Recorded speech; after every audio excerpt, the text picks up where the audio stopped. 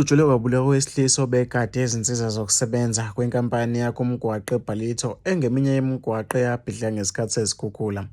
Imibiko eqinisekisiwe umndeni kamufi ithi kufika abalisa abahlanu babopha labo nogada bathathu ezindlini zangasese, kodwa-ke bakwazile ukuziqaqa. Kwabakhona-ke ukudubulana emva kokuthi-ke labalisa kade bezama-ke ukutshontsha amaloli, kwashona kuthula Sizwe Ntuli oneminyaka engu-33 ubudala.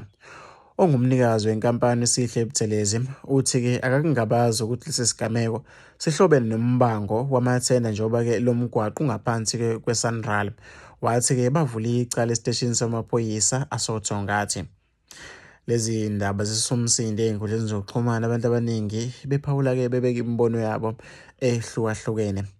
Nangomunye wethi-ke kwaze kwanzima umuntu abulawe eyozamela abantwana bakhe esemncane kangaka, nomndeni usubuka nje elele kanje. Lento yamathenda ibaqedile-ke abantu. Mina ngizofisa ukuthi ngizovula wakho nombono wakho, uthi wena ucabangani-ke ngalolu daba?